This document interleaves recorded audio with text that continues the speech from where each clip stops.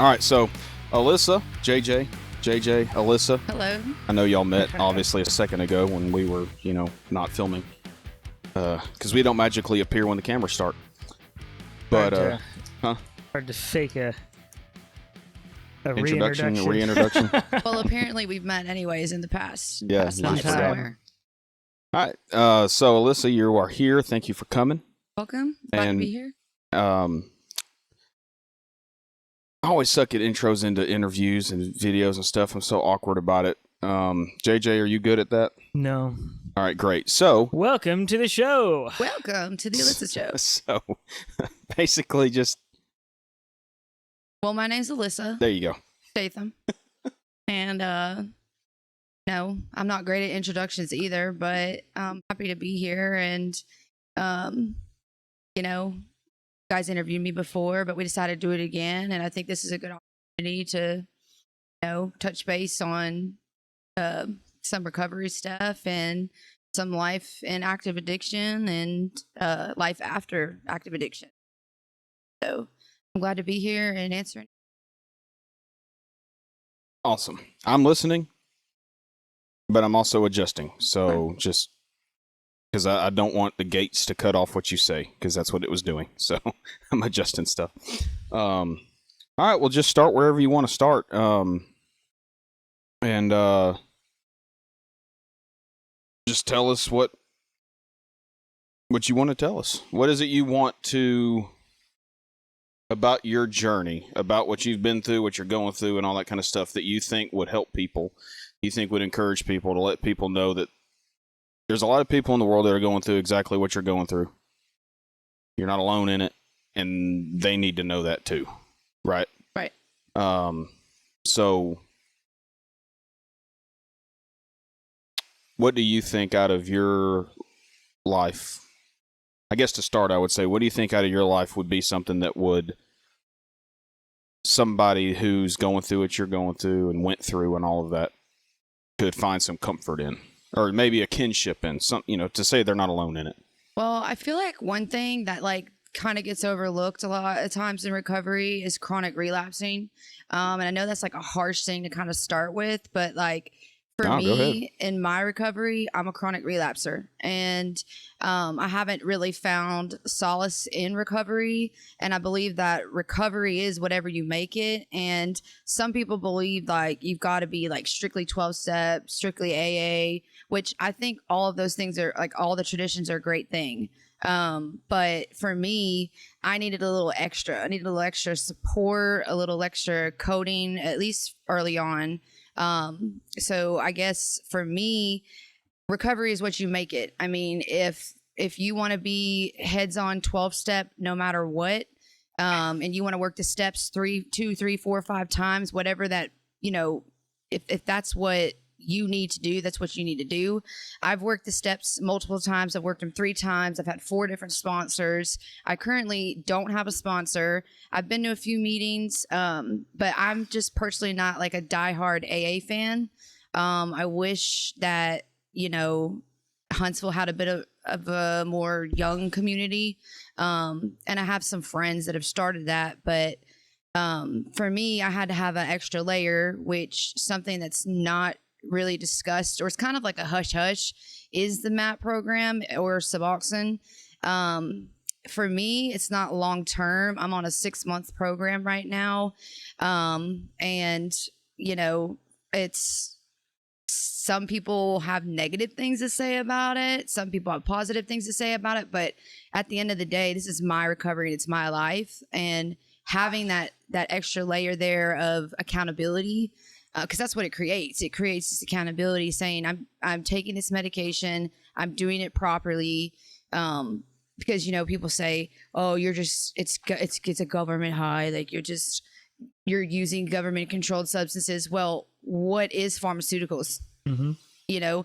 I'm also someone that struggles with mental health disorders. I have BPD, OCD, ADHD, so I'm also medicated for those things. But the further you get into a place in your recovery that you learn how to properly manage it and take the medicine a specific way, you learn to live a life of normality. And that's something that I've never really had since I was 14, was a life of normal living or normal thinking. And all in all, you know, I'm 32 now. I was diagnosed in my 30s with ADHD and OCD, PTSD, and BPD. So I've got like a bag full of crap that I have to deal with, not to mention my addiction side of it. But sometimes I wonder, like, if I had these diagnoses early on in my life, or if I had sought help earlier, that maybe I wouldn't have gotten so deep into addiction. So for me, that's something that I just wanted to open a door for other people, because I feel, like I said, it's sometimes it can be such down on, like, you're not really sober, or she's still using, or whatever they want to say. But for me, it's been nothing but a positive thing. It's kept me on track. You know, I'm doing what I have to do for my kids, and, you know, not going to go down that road, but like, yeah, I think people should be more outspoken about it. And I feel like they shouldn't be afraid to take that step or seek that help if they need it. What is what's a good, 30,000 foot view? Could you kind of walk us through when you started using, what that was kind of like, and where you're at now, everything like? Yeah, so I started using when I was 14. The first substance I used was marijuana. Shocker. And I was a drinker. I started drinking at a very young age. Bought my first pack of cigarettes when I was 14. The first time I used opiates, I was probably 15 or 16 years old. And I never really understood why in the beginning. It started off more like, oh, she's doing it, so I'm going to try it type deal. I was never afraid of it. That was something different inside of my brain. It's like, I always wanted more. Like, and my friends at the time were always like, you have no chill, bro. Like, we do 1, you do 30. And I'm like, I don't know why I'm that way. It's just something's wired in my brain. And that's what I think kind of correlates back to those diagnoses that I had and I didn't know. Yeah. And could have maybe been prevented. Where my addiction really kicked off, not going to go too deep into it because we had some, issues last time, but I went through a traumatic situation when I was 17. I was going to college on a college softball scholarship, didn't know what to do, went through this situation and completely went inward and held this secret inside of me. I was actively using through my first years of college. Well, senior year, freshman year of college. Freshman year of college, I was heavy on benzodiazepines, heavy on opiates.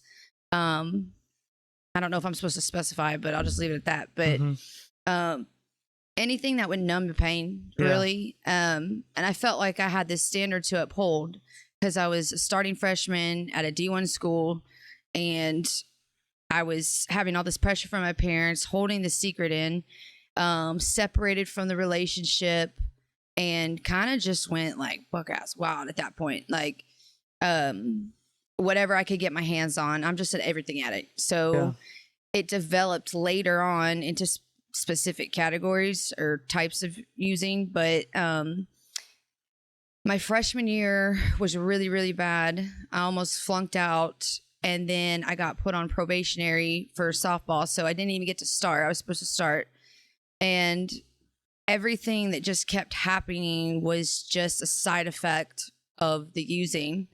And then I started getting scripts. So I started finding pill mills. I started finding whatever I could in Birmingham. I went to Birmingham Southern. And so, I mean, you could bust a rat off campus and you're on 3rd Ave. Like, and I don't know if you know much about Birmingham, but not the greatest area. And you can find Definitely not the greatest area. I mean, parts of it are, but there's parts that are not. Yeah, there's parts that are really nice, but BSC is in the terrible zone, and you could pretty much get whatever you want.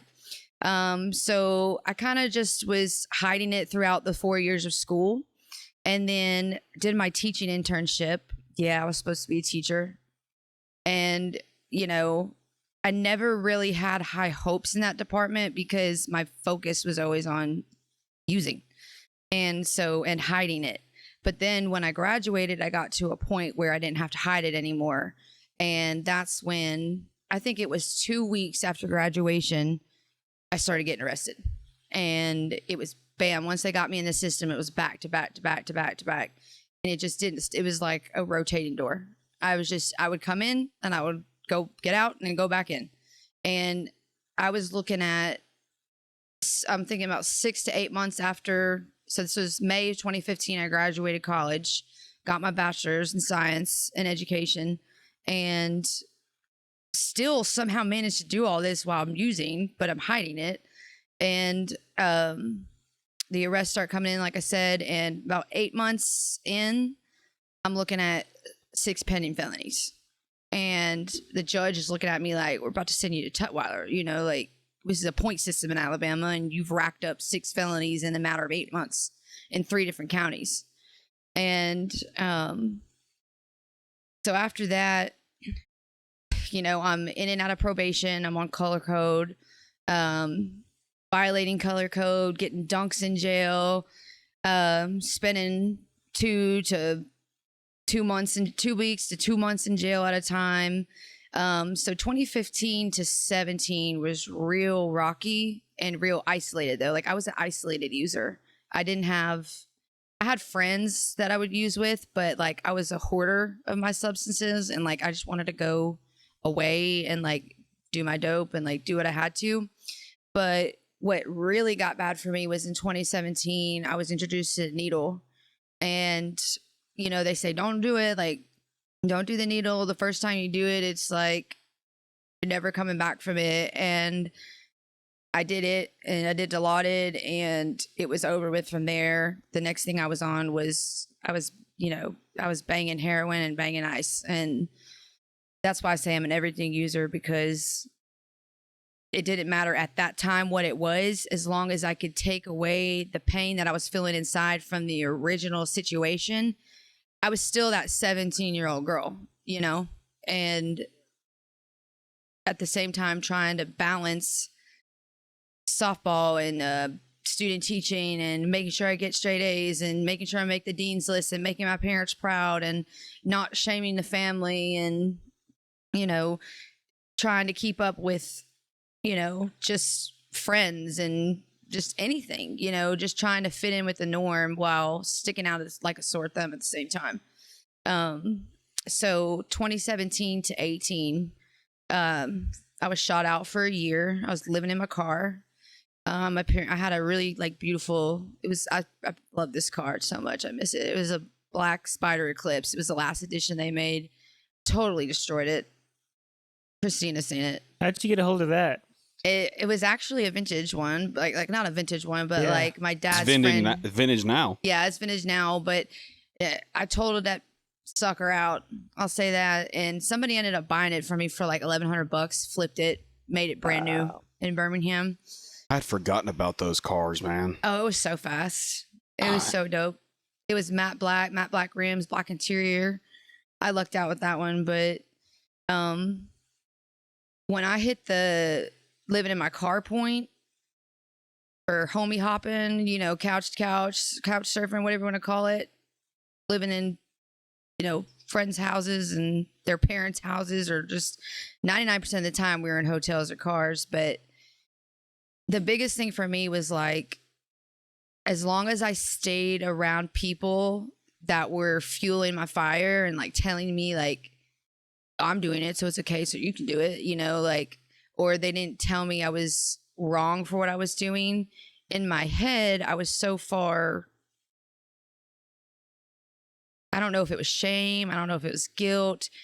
Now I know what it is, but at the time, I was just like, the solution to the problem was using. It wasn't, you know, it wasn't the problem. It was like, if I get high, then I feel better. And so my problems go away.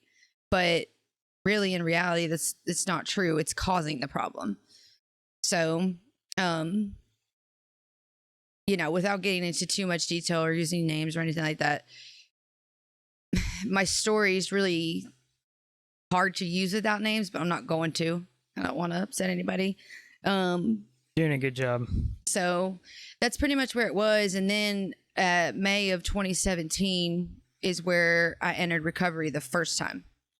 And Who was this through? What recovery program? So I went to Bradford. I did the whole 28-day. I did it one time in 2016, came out, relapsed. Went back in again in 2016, came out, relapsed. That was the second time. And the third time is when it kind of clicked. I had a rep or a dude from the Reprieve. He came from the Men's Reprieve, which is in Opelika. What's the Men's Reprieve? The Men's Reprieve is a sober living community, but it's also a 6-month inpatient. And the Women's Reprieve is in Tuscaloosa, Alabama. Okay. So I went to the one, obviously, in Tuscaloosa, and I spent 6 months inpatient after the 28 days. You're in this giant house. There's like 17 girls. And when I got there was like 6 people from Huntsville. I'm like, okay, Huntsville's obviously a problem. And like, there's a lot of people here, and 2 of you I already know. And yeah, the Love Lady too. They got the Phoenix House down there, which is a great program too. But I loved being down there. It had a great young community. Spent 6 months in the house, and then they transition you out to 6 months into their sober living program. So I completed 15 months, got my 1 year, and then it was like probably 2.5 months after my 1 year. Yeah, no, 3. Yeah, 3 months, because it was right at the end of the 15-month mark. Triggered me. I moved back to Huntsville, and I was seeing somebody, and lo and behold, I relapsed. And I don't even know what made me relapse. I don't know what triggered me. I don't know if it was a smell, a scent, a sight, a thing, a thought, but I go into that relapse. I'm out for about 48 hours. It's not a long one. And I come back home, and I tell my parents. They're like, do you need to go back to treatment? I was like, I might could go back to Bradford or do like 2 weeks there. So they decided to send me back for 2 weeks. That's all we really could afford. My parents just dropped $50,000. I mean, the Reprieve is insane. Like, and they don't take insurance. So they literally used half of my inheritance money, and then they pocketed the rest to get me to go there. But then, so they paid for the 2 weeks for me to go back to Bradford. And while I'm in Bradford, I find out that I'm pregnant. So with my first daughter, Sophia. And she is one name I will name because I'm proud of my babies. But Sophia kind of changed the trajectory of my life, at least for the time being. After I had Sophia, it was 2019, March. And I actually stayed sober for 5.5 years. Like clean. Didn't do anything. Didn't smoke, didn't drink, didn't take any prescriptions. I was exercising, which that's one thing I super duper promote is exercise and recovery. Because, I didn't realize how much it can change your chemical balance too. Like, I'm not big in the gym, but I like to run. So like, having that outlet to fill that void is like a major thing. I think people should really find their niche somewhere, whether, it's podcasting or shooting pool or like running or lifting weights, whatever it is, but some sort of activity to fill that void. So I had her, like I said, stayed clean. And then it was like, bam, out of nowhere, just something triggered me. And like, that's one thing people have asked me in the past. They're like, what's triggered you to relapse? And I'm like, I honestly do not know. Like, other than the thing that I can identify is I'm an emotional person. I'm very in tune and I'm very emotionally aware. And when things in my safe zone or my relationships go south, I start to tinker down. And, that was actually something I was going to ask. I actually wrote it down. Was what do you think is what would cause the relapses? It's So I'm glad you touched on that because I was actually going to ask later. Well, I've done a lot of reflecting on it, and I'm like, and journaling, and when I was having sponsorship and doing my steps and trying to work through some character defects and things like that. You know, I was like, for the longest, I was like, I do not understand why I keep chronically relapsing. And I realized at that time, and I've realized now too, it has a lot to do with relationships for me. And people I'm dating, or the person that I'm dating, the person I'm with, and who I surround myself with. Because for me, if I have a lot of negativity in my ear, my first reaction is, I'm getting high. Like, I don't care. You're going to say that I'm this, I'm that. Like, so I've had to train my brain to not be so reactionary to people and kind of just go, that's how you think, that's how you feel. I had my last relationship wasn't the greatest. I'm not going to harp on it. I'm not going to name names. I'm not going to go into super depth about it because we got some legal stuff going on, which has also been weirdly good for my recovery.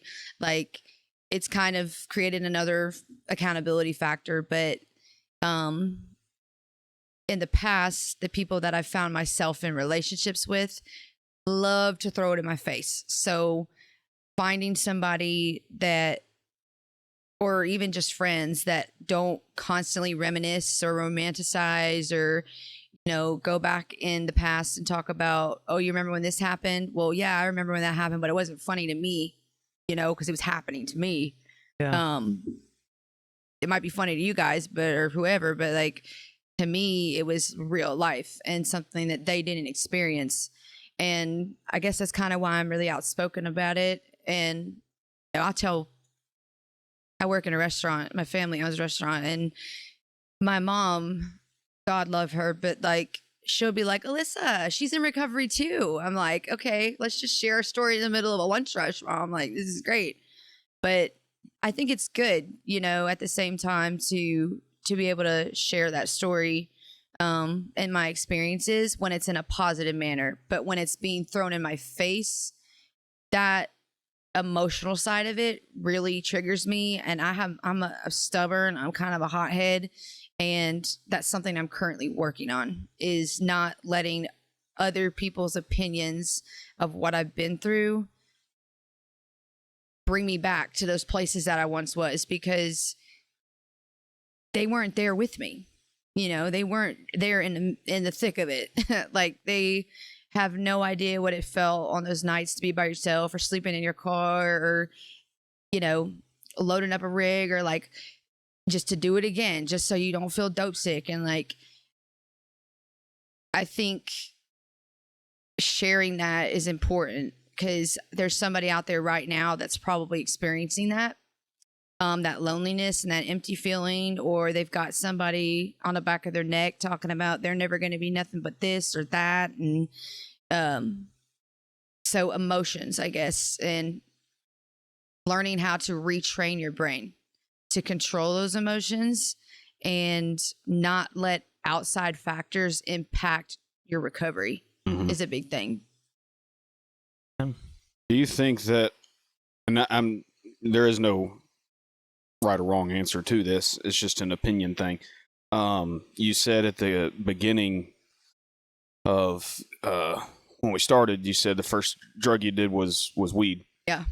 And there's a lot of argument when it comes to marijuana, when it's a gateway thing. It's do you think that it is? Do you think it was the start of your thing? I'm smiling because my answer is no. Okay. Like, I was just curious. Because I don't really have an opinion one way or another. But I was just curious what your opinion of that was. No, I really don't think marijuana is a gateway drug. I think in adolescence, it should definitely not be in the hands of certain people at certain ages. I think you know, a little bit older, you know, medicinal or like medical, whatever it is, it's a helpful substance, but it definitely wasn't my gateway. I'm a speedhead, so like cocaine was, yeah. Prescription pills, it was definitely the first prescription drug I ever did was Roxy.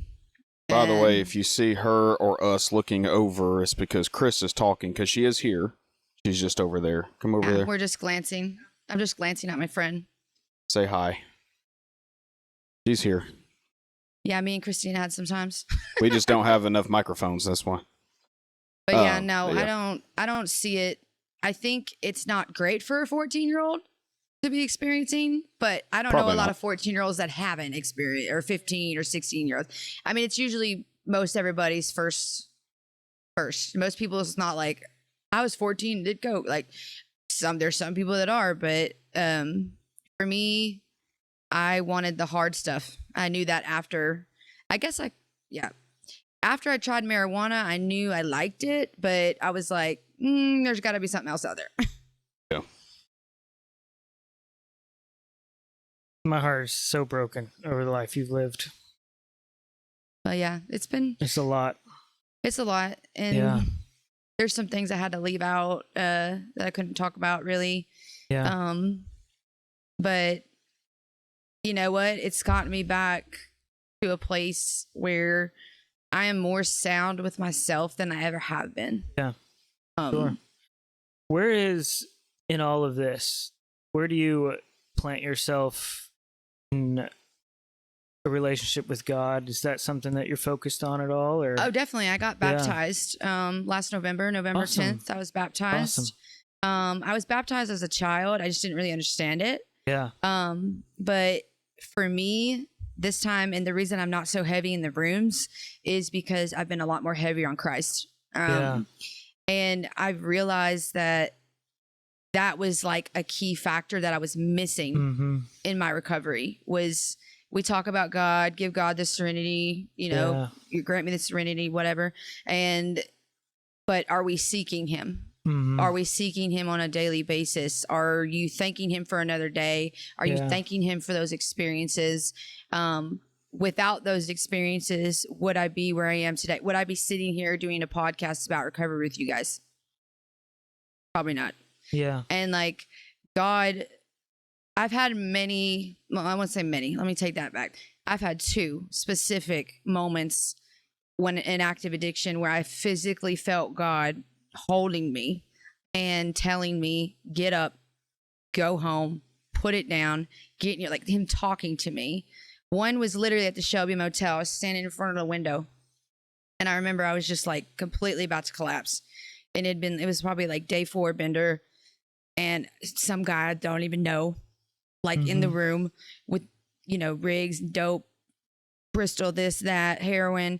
And I'm just standing there and I'm just looking, there's pouring down rain.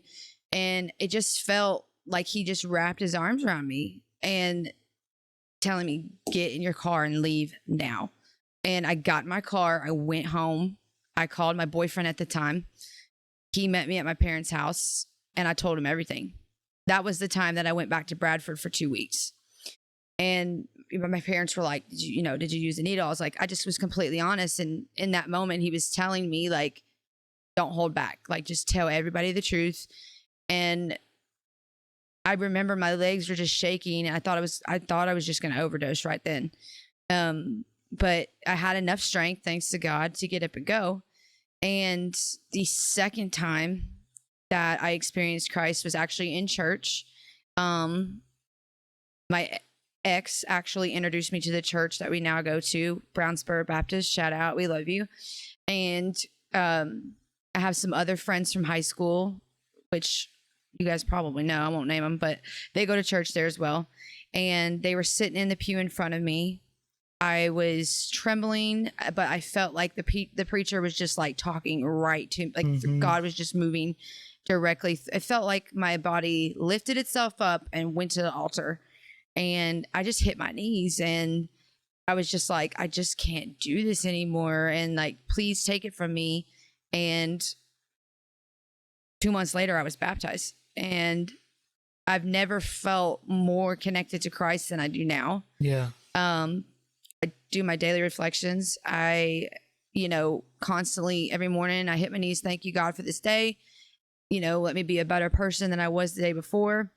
And I've learned that he's still there through those trials and tribulations. Like, I'm going through something that's very difficult right now.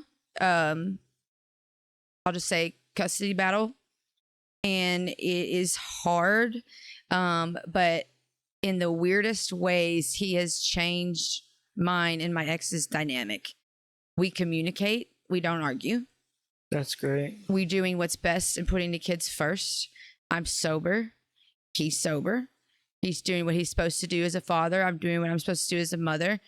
But you can still feel like the devil, like he's still there. Like he's still trying to like attack me on the back a little bit. Like you're not gonna be able to get through this. You're gonna relapse. Like I still have these thoughts every day, but I remind myself that if I have Christ, I have it all. So he's got my back. There's something, it's been a while. I'm like shaking right now. And like, you've been talking about how relationships played a role in being a problem in that space. And I'm like, I don't really have any other way to say this than like, God wants you to hear this. And it's very clear. And it's the words basically of, honey, you've been looking for love. And this entire time, I want to be that for you. That's true. And that I'm going to show you how much love I have for you. And that is going to be the foundation that no matter what happens is never going to waver. And so you'll no longer need to go to that place to find anything because that is going to hold you firm. I believe that. I really do. And thank you for saying that, because that was one thing I always wanted, was to feel truly valued and loved. And I was overlooking it the whole time. Yeah. And I was leaving out I was so angry at God. Like, why are you doing this to me? Why does this keep happening? Why do I keep relapsing? Well, God was allowing me to figure out that all I really needed was him. And that day that I went to the altar, like I said, it literally felt like I was just like floating up there. And then he just like pushed me down on my knees. And I had my friends from school that go to church there were there, and they surrounded me and they prayed on me. And I started doing counseling with my pastor, me and my ex did at the time. And then I started doing individual counseling. And I found more solace and relief in just that tiny little church. Yeah. And it's not knocking I'm not knocking AA or HA or NA or any of that at all. But there's something when it comes to just the number one step is what? Surrendering. And like when you surrender it all to God, he takes care of steps he does. 2 through 12. Yeah. So like just having that shield of Christ is like such a profound thing that we talk about it so much in the big book.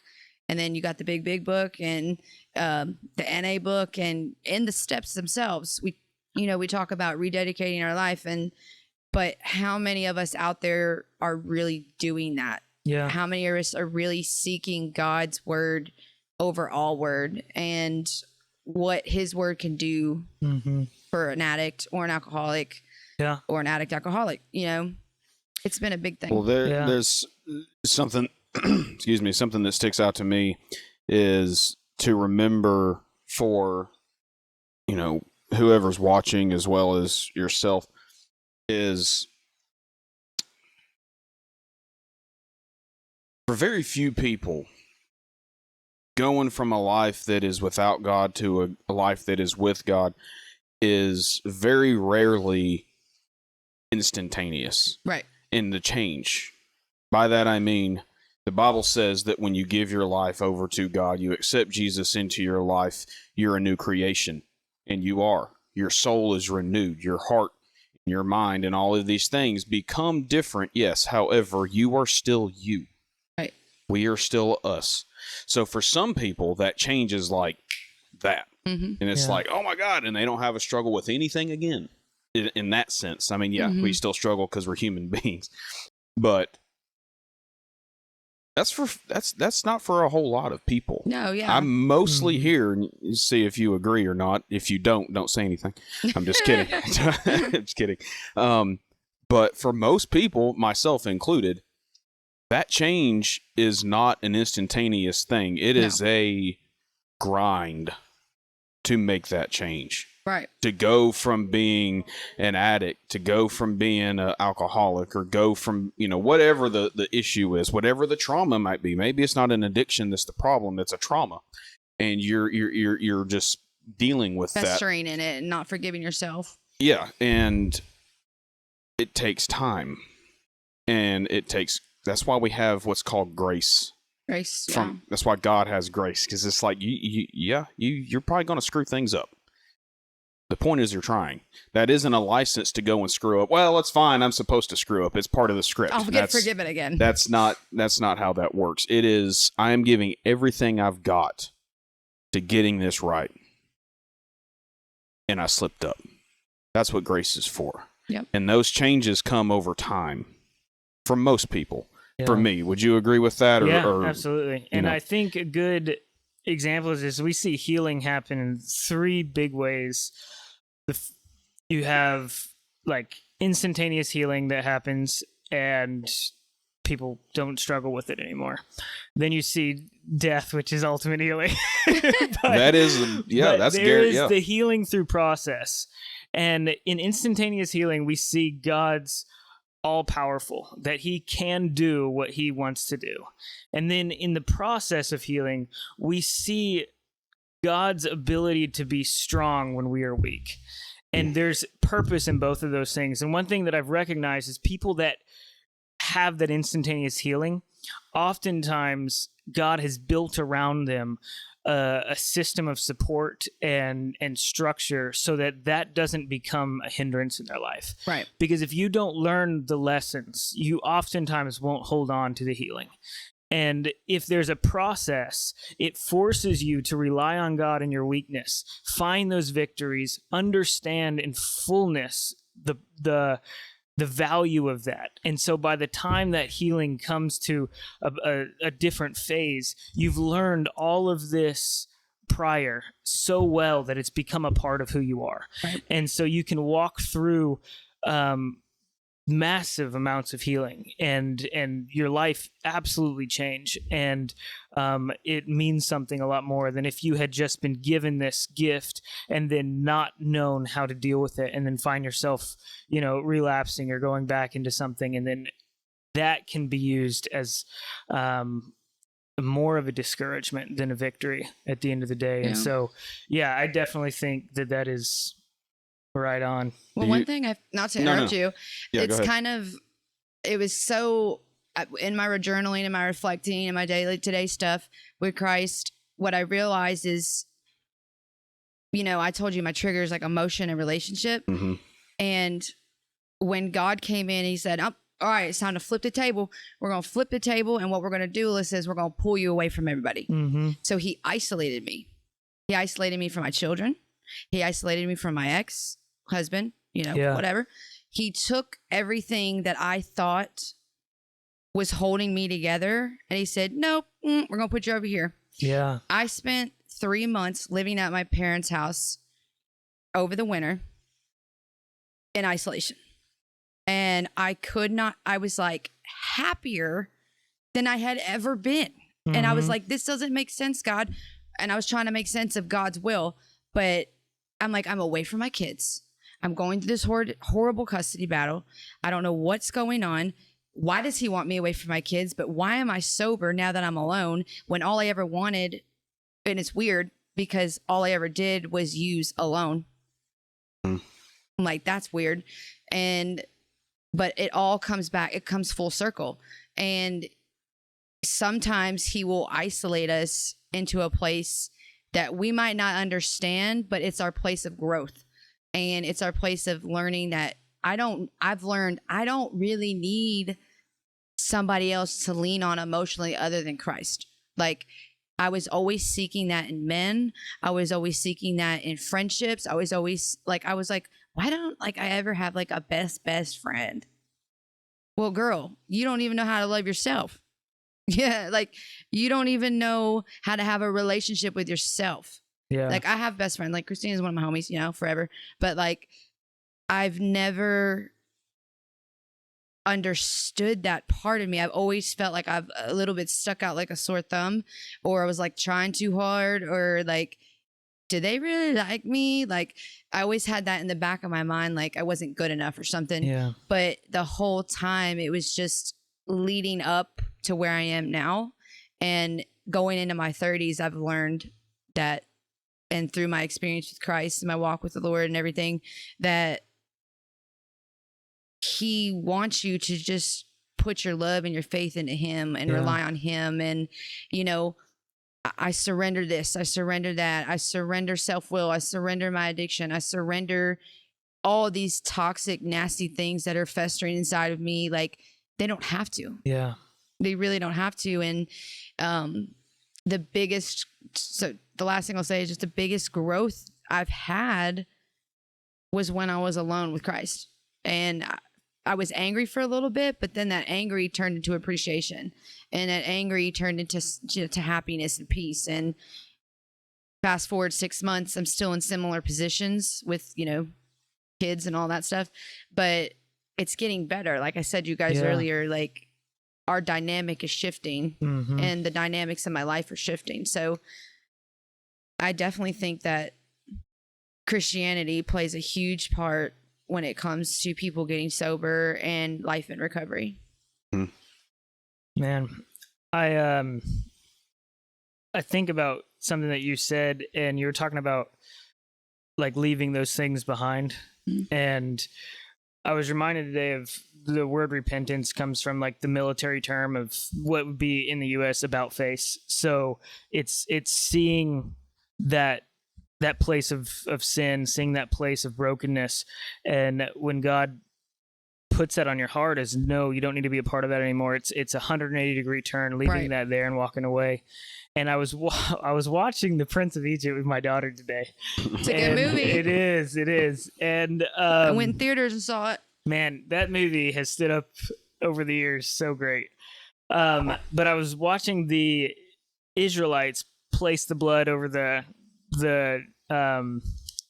door frames. Yeah. And it like dawned on me how Christ washes us in the blood of the Lamb, and him being the Lamb, the perfect sacrifice. And I was thinking about how the blood is the life force of an individual. And in that washing, it's not a covering, it's a washing of that, so that that life force can live through us. And you were talking a little bit about the thoughts and the temptations inside of you and everything. And two verses came to mind. One is the importance of guarding your heart, right? And then taking your thoughts captive. And what I see with those connecting is that repentance is made possible because of the blood of the Lamb that fills us, that lives through us, that we can actually have the authority over those thoughts. We can have the authority over those temptations. And it is an awesome testament for you to say, like, all this is going on, and court stuff is so stressful. It's very stressful. And it's hard. To see God be able to come in and to be able to give peace in that space is, I was watching, this is a side note, I was watching Suits, and then I ended up in court a while back, and I had to stop watching Suits because it was like PTSD. It's like, I can't do this. So I can't do courtrooms right now. Yeah, courtrooms stress me out, bro. Yeah. Like, they really do. Even if you're like not in there for criminal stuff, you still feel like a criminal. Yeah. Like once you've been a criminal, you're like, oh wait, like this is too familiar. But man, crap, I walk into like the courthouse downtown, and I'm still like, I go through the thing and I'm like, oh, there's nothing on me, right? Yeah. I'm good. And I'm always looking at the cops waiting. I'm like, and they're staring at you all side-eyed, like, I've seen you. And I know I have nothing on me. I don't have the knife, don't have my gun, don't have nothing. And I'm still watching them going, did they see anything? I don't know why. It's just a... Or when a cop's behind you, I still get like that. I'm like, don't look too many times. Don't pull you over. Yeah, I instantly go to don't look suspicious. I drop my sunglasses down, make it extra suspicious. Cruise control. I had a cop tell me 45. one time that he's like, I pull people over all the time for swerving because they'll see me behind me and they'll just focus on me through the rear view and then they'll start swerving. I had a cop told me one time that they count how many times your eyes go up and down. So I always plop them shades on. Man. Can't And see that's me. why the windows on my truck are tinted where you can't see me. That's right. When I'm inside of it. And I go to the left and then up, left and up. Man. So guard your heart. I was reading something last night and back to God. It was an amazing reality that came over me. Is a book by A.W. Tozer. And when I read his books, I'm not smart enough to download that like most people, right? So I'm like sitting there. I don't even know he is. So great. Oh man, he's an old dude, but he's dead now. Oh, so boo. old as in past. But he's not old anymore, I guess.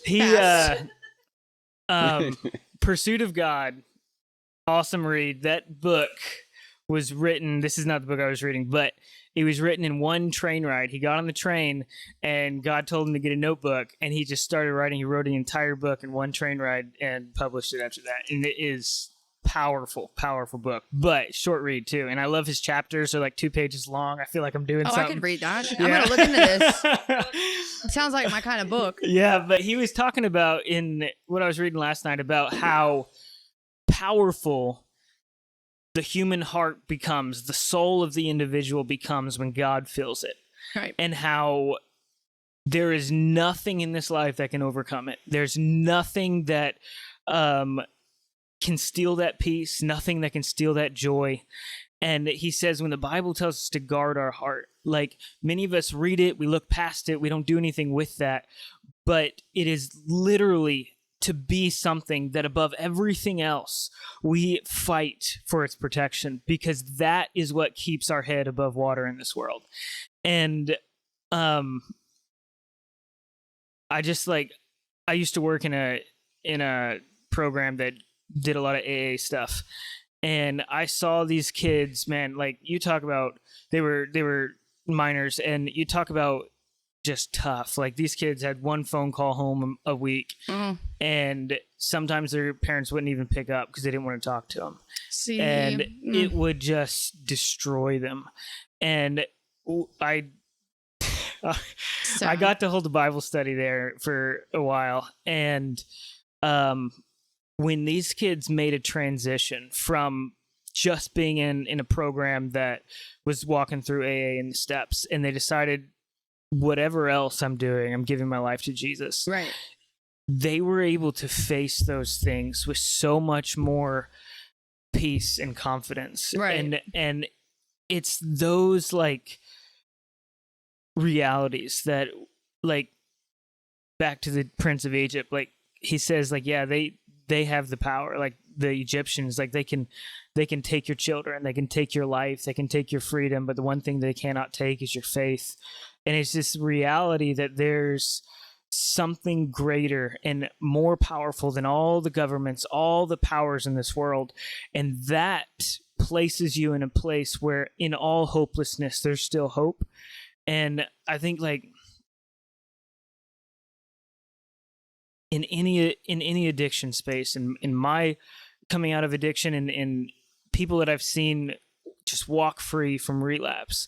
And your story is very similar to my speed and what I like looked for.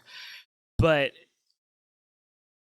when there's a connection with that and an identity changes, it doesn't mean there's not like, hey, I remember how fun that used to be, you know, in the good times before people start losing now their it teeth. becomes like, that was traumatic, bro. Like, I don't want to do that again. Yeah, but like, it's never that. Like, it's always the beginning. Like, when everybody's giggling and having a good time, that's what you remember. And you're like, man, I could have that again. And it was such a change in my life that happened that, like, literally, it was like I went from seeing black and white to seeing color. Exactly. The And blinders came off. yeah, the whole world started to becoming an explosion of his love for me. And like even at the lowest point in my life, my wife ended up leaving, and Relatable. there was, you know, some prescriptions in the cabinet, and I knew they were there. And I walked past the cabinet, and it was just this whisper. It's like, hey, I'm just right could go away for a here. little while. And like you talk about just the stress, just like, Knowing I it's need there, it's something. like palpitating. Yeah, It's like, and I don't need it. like when I heard that, it was so encouraging because it was like a laugh erupted in my soul. Because at that moment, I realized it no longer has any hold on me, and I'm not going there. And I'm going to the strength that I know is where God is, right? And Right. so, yeah, like it's so important, I guess, like for viewers and stuff, like guarding your heart, taking your thoughts captive is more than just something you do as later in maturity. Like it is a gift of grace that's been given to us. And if there's anything that's going to see us through addictions and traumas and everything like that, it's going to be holding on to that before like letting go of everything else, if it means that we can hold on to that. And so, And letting go of like people. Like, 100%. Yeah. I talked about relationships a lot in this situation, but also friendships. Like ever since I was saved and ever since I've, you know, been on this newfound track of recovery, you know, my space is so important to me. Mhm. Like who I fill that space and that time with. I have learned how to block and delete so fast, whereas I Yeah. used to entertain, and I used to be like that I wouldn't even be thinking about nothing. Like I would just be working, enjoying my day, and then bam, Mhm. someone from the past pops up. Now I'm just like swipe, delete, block. I don't have the energy. Yeah. I don't have to give that energy to those negative spaces and people. I don't want to call them negative, but like Mhm. maybe not the best of influences. Yeah. Or people that might drag you backwards a little bit, but like who you allow to take up your time, your energy, and your space, or fill that area with is vital, I think. And the more you fill it with godly people and Christ-like Mhm. people and people that walk with Christ, you know, your time here on earth it shifts. Yeah. And you guys touched on a subject or a topic about me is like, or you did, JJ, was that, I always was seeking some sort of validation and love, specifically in a man. And Mhm. since God has kind of cleared out this space for me, it's brought in a new relationship and new friendships, old friendships that I've rekindled, you guys. Yeah. And it's allowed people that truly have the best interest for me at heart. Mhm. And a lot of unsuspecting people, Yeah. like the people that I ran to at my church, won't name drop, but they know who they are, and they were vital, like in the time frame that I was saved. Like, and I was so surprised to see them there. Yeah. I don't know, like I was like, oh, you're at church? Me too. I Like, know, that's a weird one. But one particular person was from my past, and she was never an addict or an alcoholic, but she, you know, she hung with us and Mhm. she ran with the crew, and like the high school crew, and we would go up the mountain and stuff, and she played such a dynamic role for me. I don't even think she knows it, so you know who you are, but like she really helped me grasp an understanding of my relationship with God and how I can dedicate time and effort into that relationship. Yeah. I mean, she bought me a That's notebook. awesome. She bought me highlighters. She bought me pens. The other girl bought me a bracelet, a little, it was like a little jewelry thing that had a Bible verse on it. They were so sweet to me. And I was like, why have I not been hanging out with people like this? Yeah. Why have I not been filling my time with people that feel goodness of God inside of me instead of the alternative? Yeah.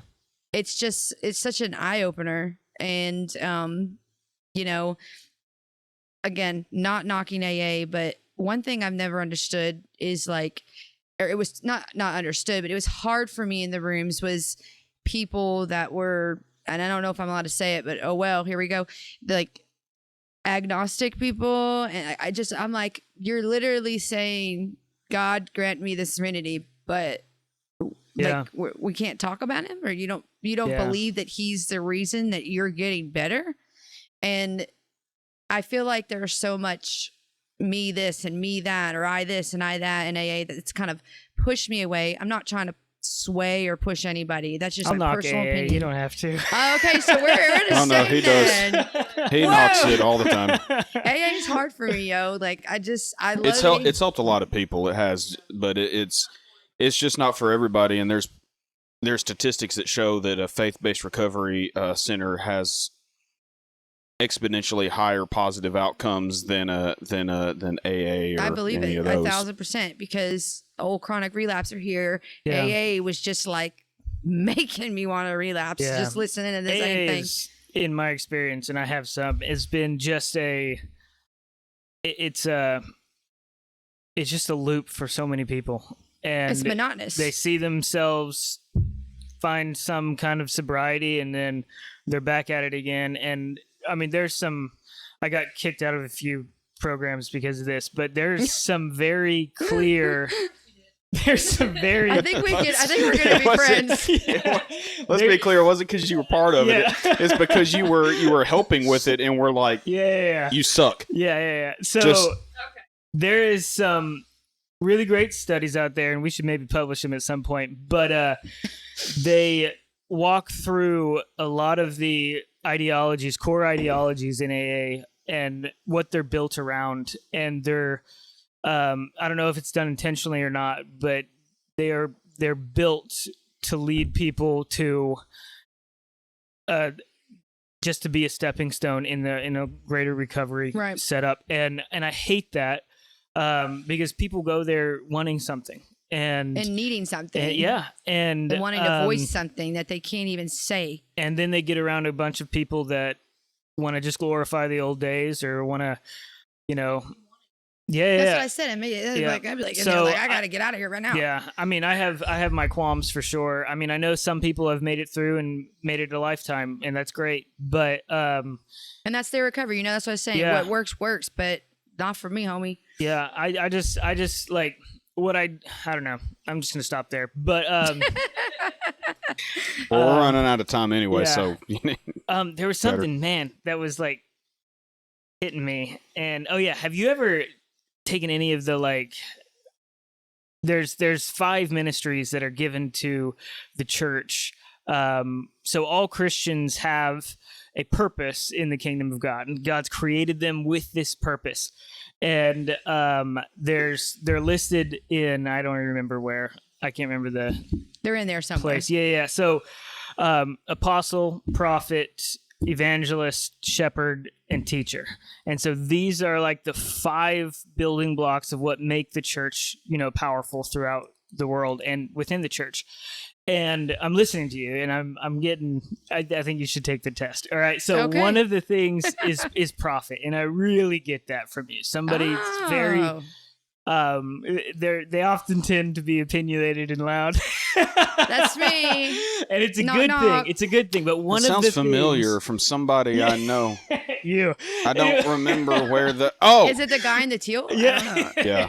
But one of the hallmarks of a prophet is that they never feel like they fit in, and they're made to be that way. They're made not to be accepted by people because the purpose that God's put on their life is not going to be loved by the world. And so I think you should check it out. I think you should. I'm definitely gonna. I can send you a link, but there's one ministry in particular that'll send you they'll send you more in-depth emails about that, so you can kind of learn more about yourself. It's very cool. That sounds really cool. I would like to know more about from myself. my wife. She's also that as well, and she told me, we were talking about it the other day, and she's like, I've spent my whole life wondering why I don't fit in. Well, it's just this little feeling. Yeah.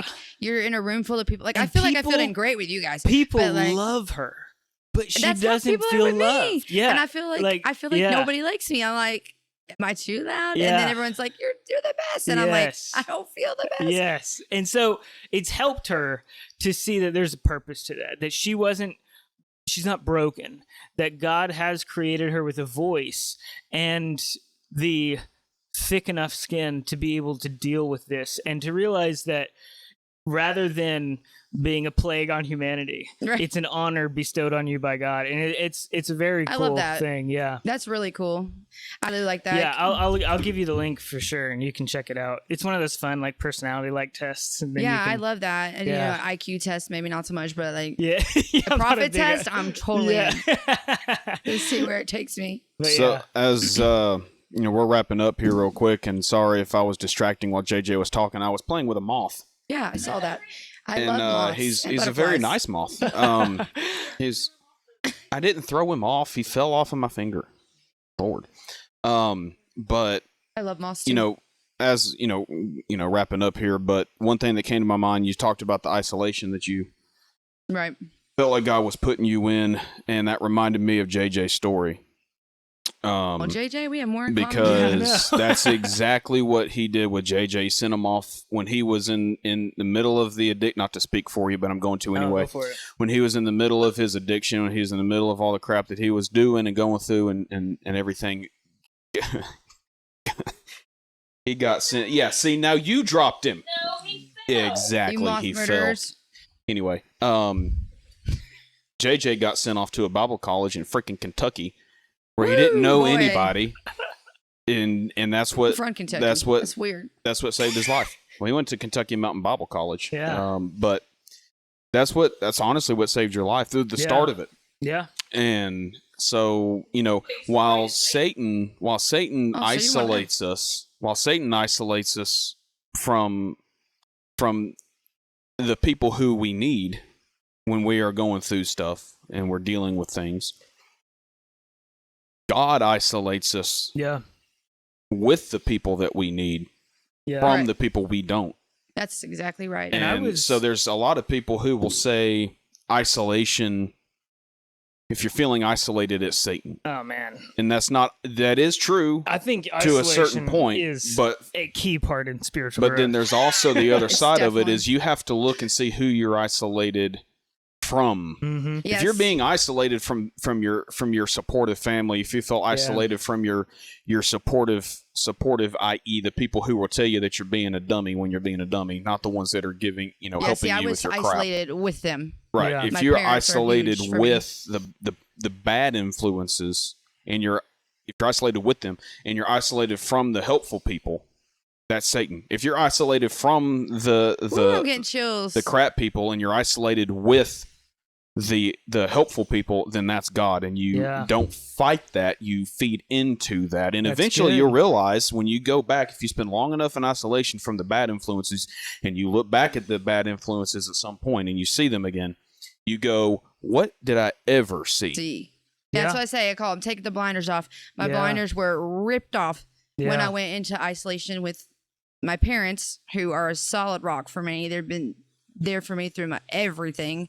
And not to name names, but the situation, I'll just say the home life I was in was not what I needed. And that was a negative Yeah. isolation. And God came in, flipped the table and said, we're out of here. Mhm. Literally put me in the car, took me to my parents, and I isolated, and I found growth, peace, and happiness and salvation through Christ. That's it. In that scenario. That's good. I think that's a good place to end it right there. Yeah. So Thank you guys. I'm not going to drop my microphone because they're expensive. thanks for but having me. Drop the There. mic. Take that.